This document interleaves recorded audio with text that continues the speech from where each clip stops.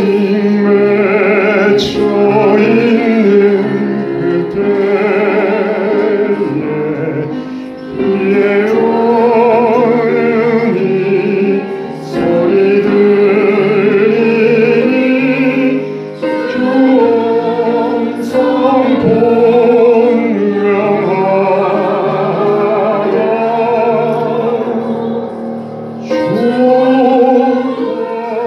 나와 동행을 하면서 나를 친구 삼으셨네.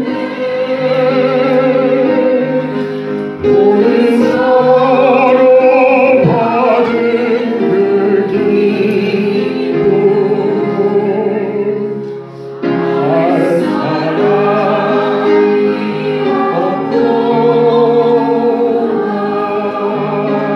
가사를 여러분들에게 보여주지 않아서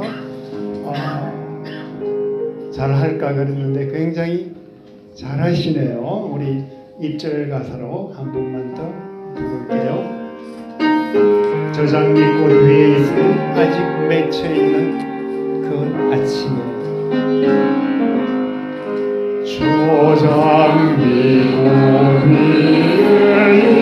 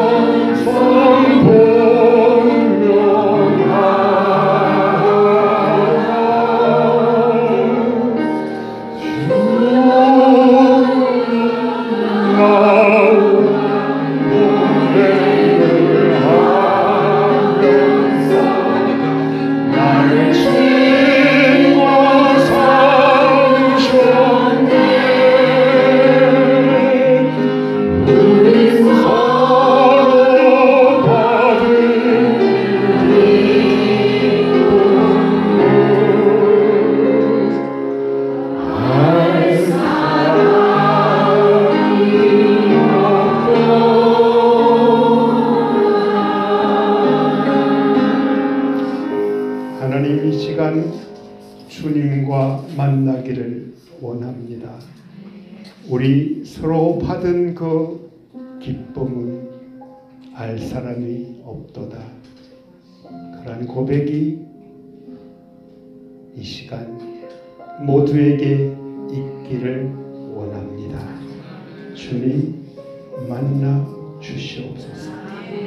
주님께로 나아갑니다. 예수님의 이름으로 기도합니다.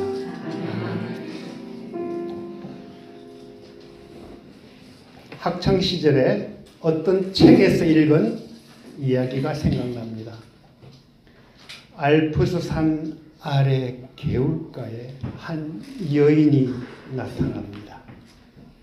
날마다 개울가에서 누군가를 기다립니다. 하루, 이틀, 한 달, 두 달, 1년, 2년. 어느새 이 젊은 여인의 머리에도 서리가 내리고 할머니가 됩니다. 그래도 여전히 기다립니다. 그러던 어느 날 누군가를 향해 달려가면서 기쁨의 눈물을 흘립니다.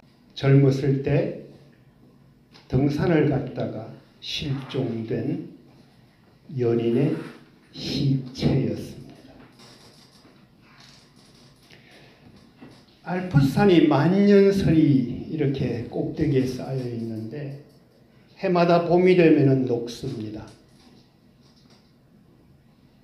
그러다 보면은 등산을 갔다가 실종되어서 눈 속에 어디 파묻혀 있을 그 연인이 조금씩 내려오다 보면 언젠가는 개울에서 만날 수 있을 것이라는 그 기대감이 이 할머니를 평생 기다리게 했습니다.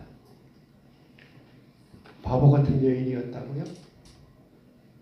아마 요즘 그렇게 기다리라 그러면은 기다릴 사람 없을 것 같습니다. 무엇이 기다리게 했나요, 그런데? 그 한 사람을 향한 사랑이 자기의 인생 전부를 기다리게 했습니다. 오늘 읽은 요한복음 20장 11절부터 18절에 시체를 가져가고 싶어 했던 여인이 등장합니다. 막달라 마리아의 이야기입니다. 본문에 들어가기 전에 막달라 마리아가 어떤 사람인가에 대해서 조금 이야기를 하고자 합니다.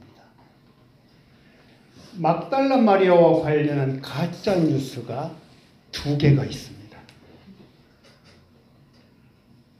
하나는 창녀라는 얘기고요. 다른 하나는 예수님과 결혼해서 아이까지 낳았다는 얘기입니다.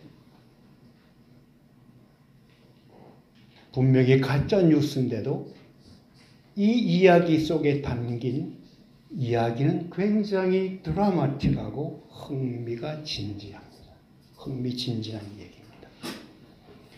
먼저 막달라 마리아가 창녀라는 얘기, 이게 가짜 뉴스라고요? 여러분도 아마 설교 시간에 그렇게 들은 적이 있을지 모릅니다. 저도 그런 설교를 들은 것으로 기억됩니다. 실제로 유명한 화가가 그린 그림 가운데 막달라 마리아를 창녀로 그린 그림이 많습니다. Passion of Christ라는 영화, Jesus Christ Superstar라는 뮤지컬, 여전히 거기에도 막달라 마리아는 창녀로 등장합니다. 그런데 성경에는 막달라 마리아가 창녀라는 말이 한마디도 나오지 않습니다. 성경은 막달라라는 지역의 마리아 7 귀신이 들렸었고 예수님이 고쳐주셨고 그 후로 예수님과 같이 지내면서 예수님을 여러 가지 물질로 섬겼고 십자가에 돌아가실 때 그리고 돌아가신 후에 곁에 있었던 여인입니다. 그게 성경이 이야기하는 전부인데 어디도 창녀라는 얘기는 나오지 않습니다.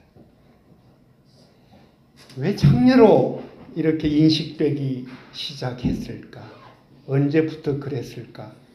많은 얘기들이 나오는데 분명한 것은 591년에 교황 그레고리 1세가 고해성사에 대한 얘기를 설교를 하면서 막달라 마리아를 등장시킵니다.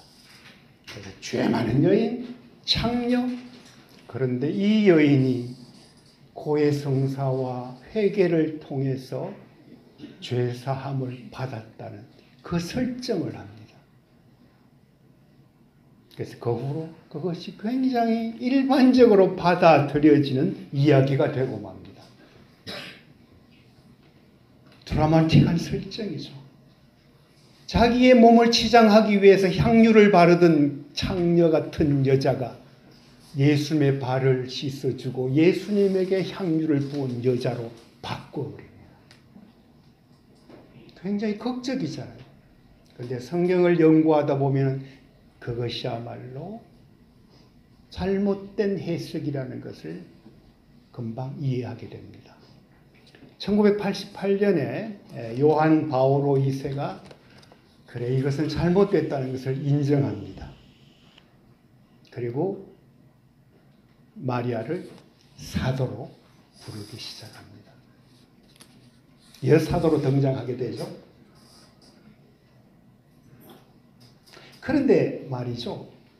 마리아 본인은 이 가짜 뉴스에 대해서 그렇게 민감하게 생각하지 않을 것 같다는 생각을 저는 하고 있습니다. 사도 바울이 예수님을 만나고 나서 나는 죄인 중에 괴수라고 고백했던 그 의미. 그래서 어떤 면에서 막달라 마리아에게는 자신을 창녀라고 부르든 죄인이라고 부르든 그것은 예수님과의 사랑, 그 사랑을 생각하면 그것이 그 사랑을 깰 수도 없고 어떠한 가짜 뉴스도 자신의 예수님과의 사랑을 지울 수 없다는 그 확신이 있었을 것이라고 저는 생각합니다.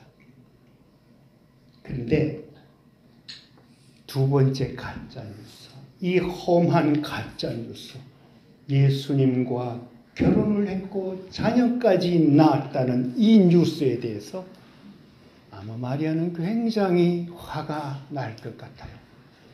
지금도 아마 천국에서, 그 기쁜 천국에서 화가 낼 유일한 이유가 있다면 그걸지 모릅니다. 2003년에 우리가 아는 대로 댄 브라운이라는 이 소설가가 뭐를 쓰는가 하면은 다빈치 코드라는 소설을 씁니다. 거기에서 그러한 설정을 하게 됩니다. 2012년에는 캐런 킹이라는 교수가 위대한 발견을 했다고 뉴스에 등장합니다. 무슨 발견? 파피루스 조각을 발견했는데 그것이 예수 안에의 복음서라는 파피루스였습니다. 먼저 다빈치 코드는 그냥 전설이나 상상에 근거한 황당한 소설이고, 두 번째 파피루스는 결국 그 잉크라든지 그 필체 분석을 통해서 나중에 가짜라고 발표를 했습니다. 오늘 설교 제목이 가짜 뉴스, 진짜 사랑인데, 앞서 설명한 가짜 뉴스를 치우고도 남을 진짜 사랑.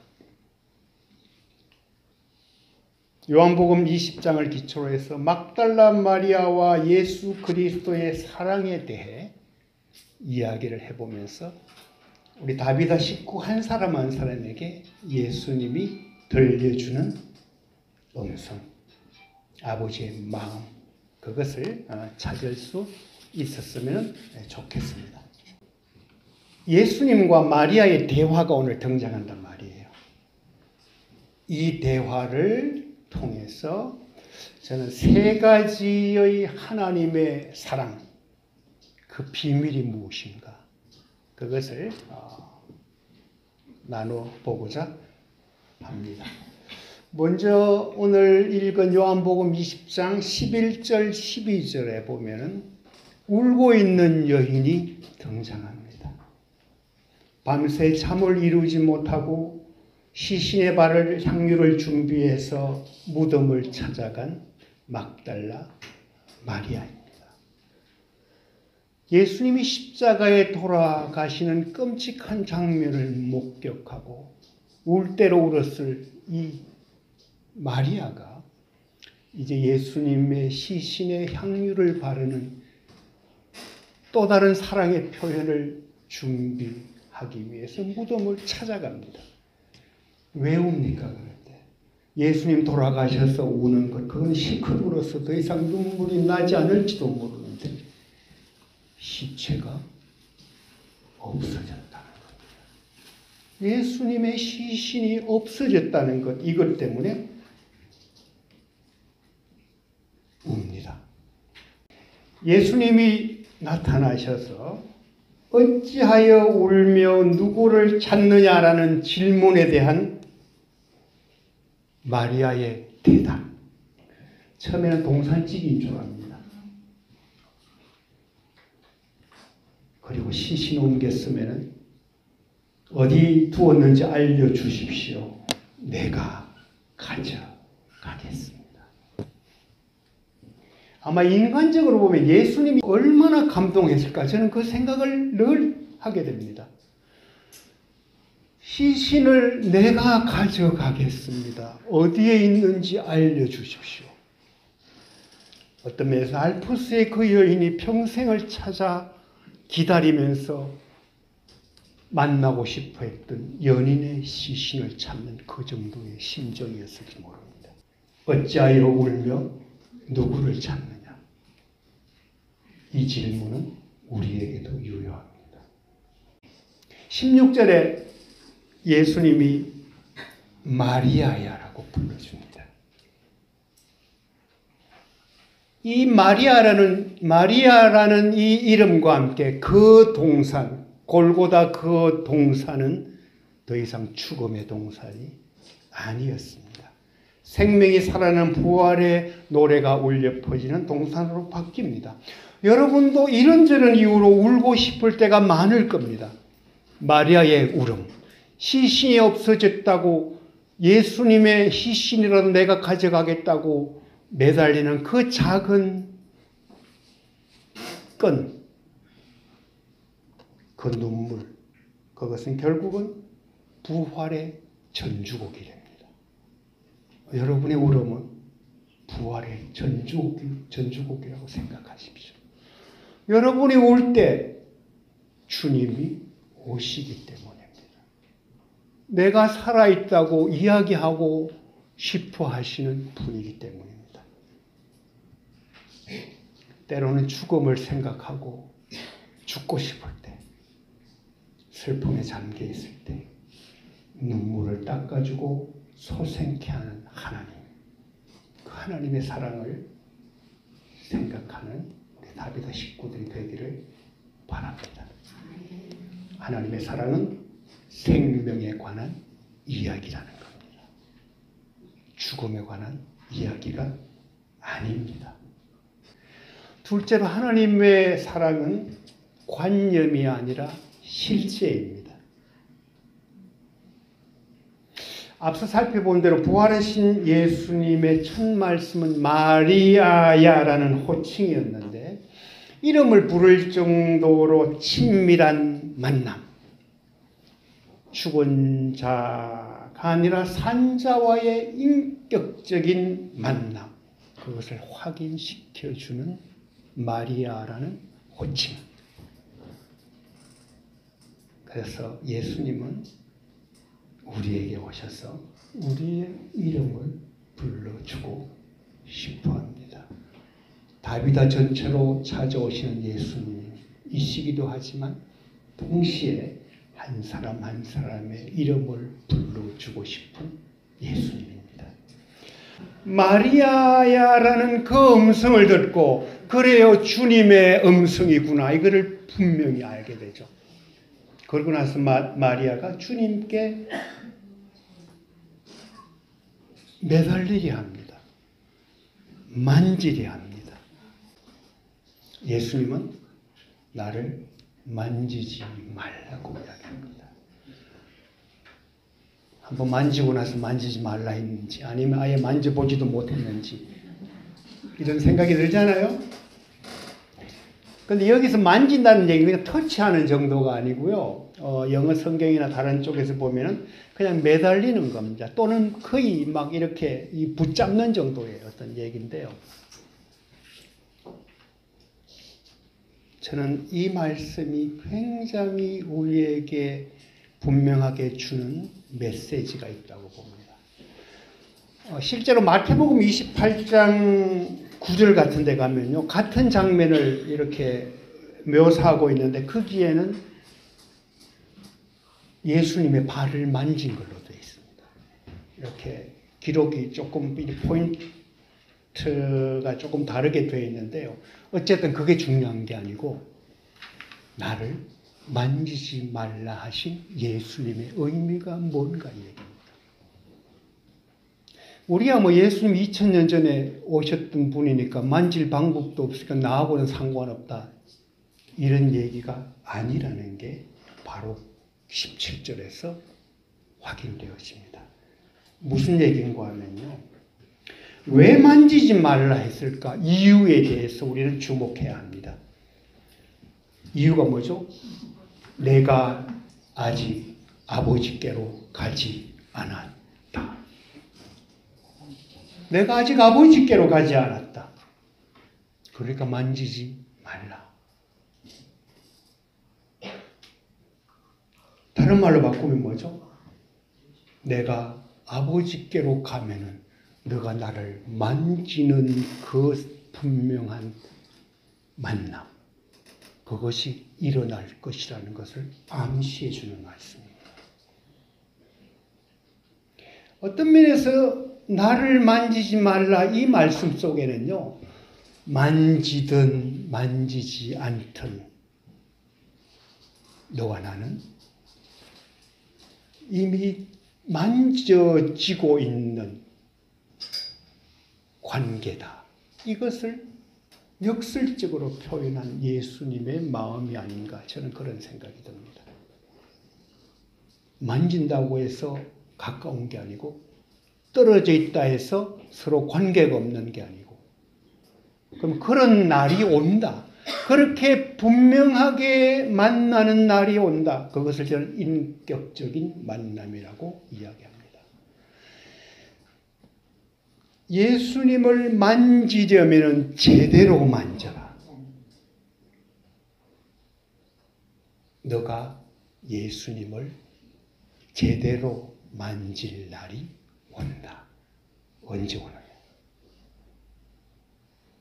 예수님이 하늘로 가시면은 또 다른 보혜사를 너희에게 보내주겠다고 했죠. 성령님을 통해서 그렇게 한다는 얘기. 이것은 예수님을 만지는 것, 몸을 만지는 것, 그것보다도 훨씬 더 분명한 만남이고 경험이라는 얘기를 하고 있는 겁니다. 성경은 그때부터 2000년이 지난 지금에도 예수님에 대해서 생생한 인격적인 만남을 할 수 있다는 것을, 그래서 우리는 지금 예수님의 이름을 부르고 있습니다. 요한복음 14장 6절 성경 말씀 보시면은 보혜사 곧 아버지께서 내 이름으로 보내실 성령, 그가 너희에게 모든 것을 가르치고 내가 너희에게 말한 모든 것을 생각나게 하리라. 그리스도의 영인 성령께서 그런 친밀한 자리로 우리를 이끌어 가리라고 약속하신 것입니다. 그래서 우리는 예수님이 이 땅에 오셔서 33년, 그 중에 3년의 공생에 거치고 십자가에 돌아가시고 부활하시고 성천하신 지금과의 공백의 시간들이 공백이 아니라는 것을 보여줍니다. 예수님의 말씀을 사랑하고 성령을 사모하는 가운데 하나님과의 인격적인 만남, 그것이 이루어지는 우리 다비다 자매들이 되었으면 좋겠습니다. 우리가 잘 아는 대로 산상수훈의 마태복음 7장에 보면은 예수님이 우리에게 이런 말씀을 합니다. 뭐죠? 구하라, 찾으라, 문을 두드리라. 그러면 얻고 찾고 열릴 것이다. 그 얘기의 끝에 무슨 얘기를 합니까? 아버지가 비록 악한 아버지라도 아들이 뭐를, 자식이 무엇을 달라고 하면 좋은 것으로 준다. 구하는 이에게 좋은 것을 주시지 않겠느냐는 얘기가 마태복음 7장 11절의 이야기입니다. 똑같은 얘기를 누가는 어떻게 표현합니까? 누가복음 11장 13절에서 구하는 이에게 그 좋은 것이 성령을 주시지 않겠느냐입니다. 왜 좋은 것의 이야기가 성령으로 바뀔 정도로 좋은 겁니까? 성령께서 그리스도에 대해서 이야기해주고 예수님이 말한 것을 생각나게 해주기 때문에 그렇고, 그 말씀 속에 들어갈 때 우리는 예수님을 만날 수 있기 때문에 그렇습니다. 성령의 도우심이 우리를 그렇게 한다는 얘기입니다. 예, 하나님의 사랑은 관념이 아니라 실제입니다. 이게 두 번째 비밀입니다. 세 번째로 하나님의 사랑은 소명으로 연결됩니다. 17절에 보면은 예수님은 마리아에게 소명을 줍니다. 어떤 소명을 주나요? 너는 내 형제들에게 가서 이르되 내가 내 아버지 곧 너희 아버지 내 하나님 곧 너희 하나님께로 올라간다 하라고 이야기합니다. 뭐죠? 예수님이 부활하셔서 성천하신다는 이야기를 제자들에게 가서 하라고 소명을 줍니다. 우리가 제일 먼저 불렀던 저장 및 꽃 위에 있을 3절 가사가 이렇게 시작합니다. 밤 깊도록 동산 안에 주와 함께 있으려 하나 괴로운 세상에 할 일 많아서 날 가라 명하신다. 소명입니다. 나는 주님과 밤 깊도록 이 동산에서 있고 싶은데 주님이 만지지 말라 해도 안 만져도 좋은데 그냥 있고 싶은데 예수님은 나에게 부탁을 합니다. 무슨 부탁을 합니까? 제자들에게 가서 예수님이 부활하셨다고 이야기하라.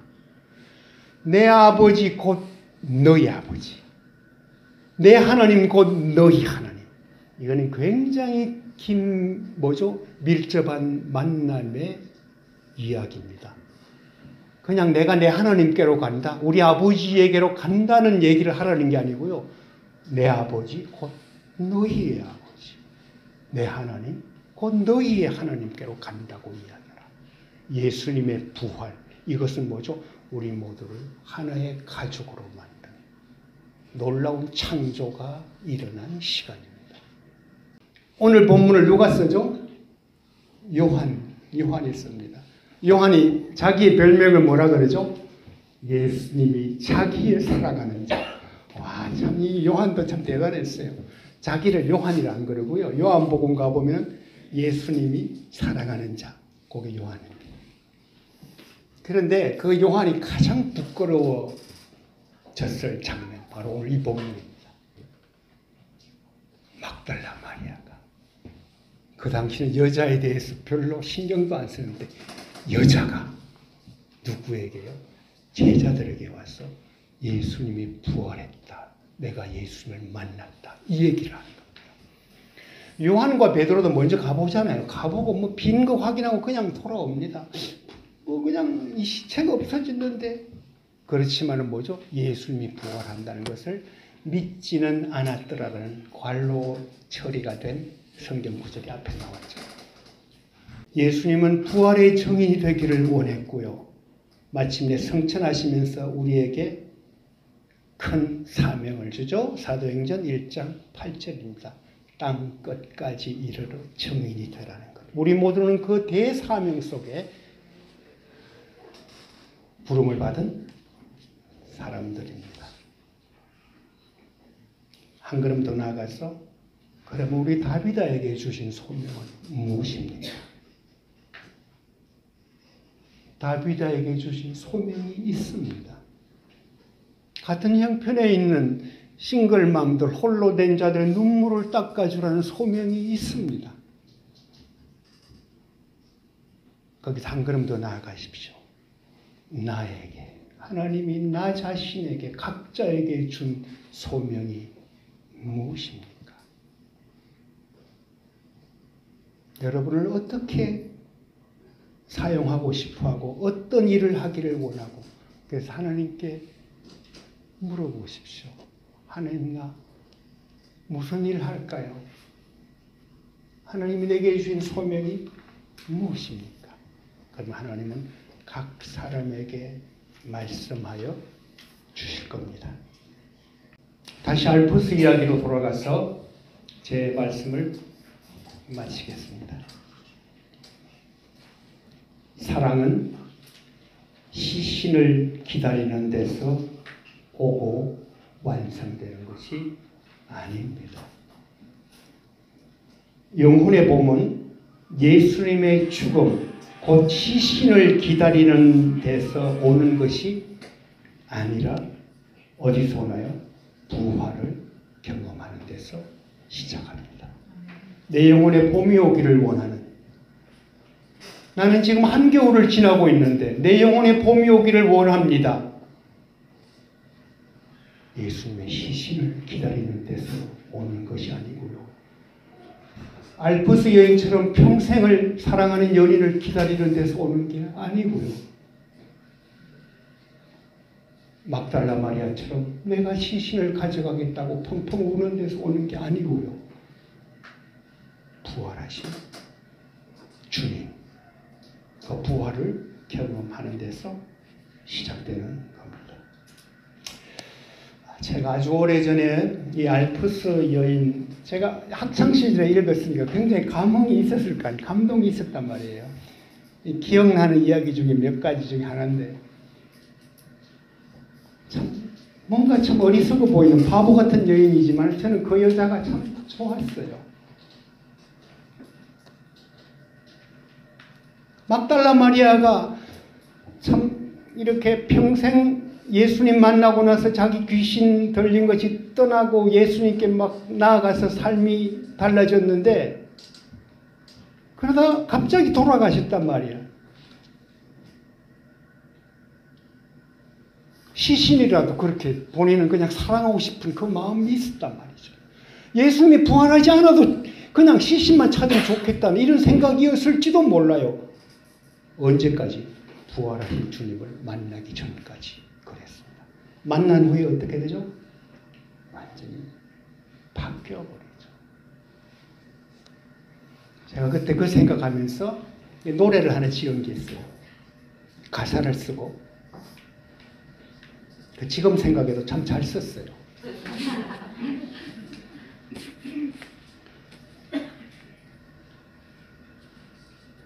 가사 한번 불러줄까요? 네. 근데 뭔가 생각을 하게 하는 그런 가사입니다.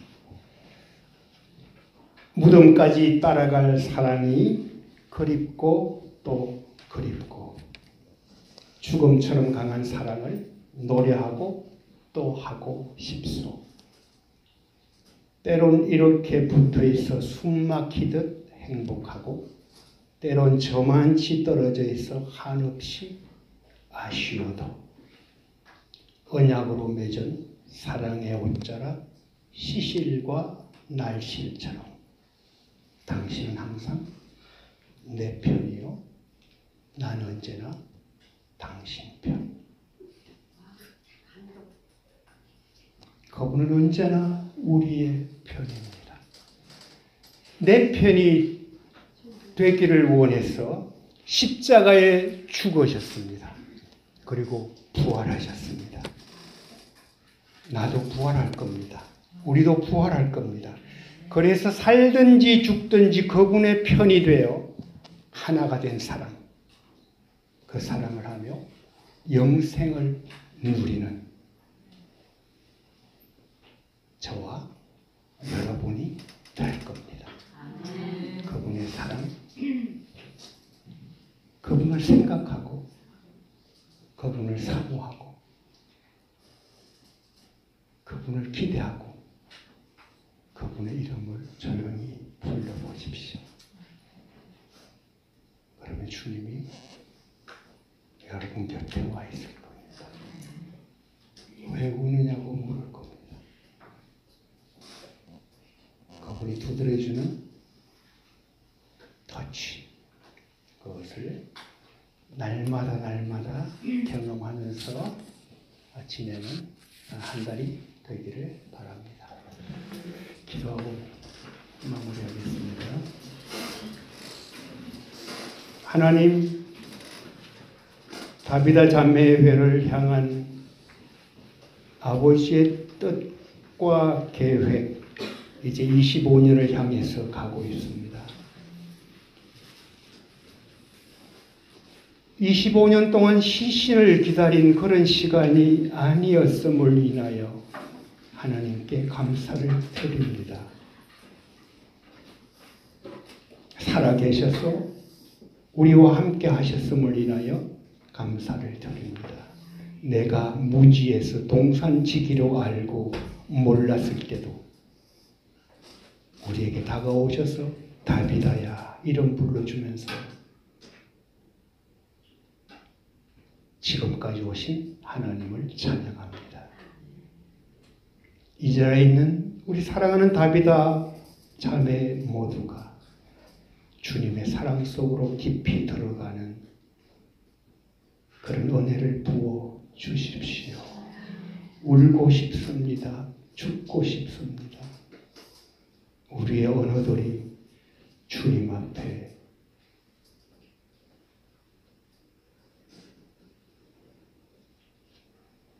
나의 사랑의 고백으로 들려지기를 원합니다. 주께서 우리를 소성케 하시고 부활하셔서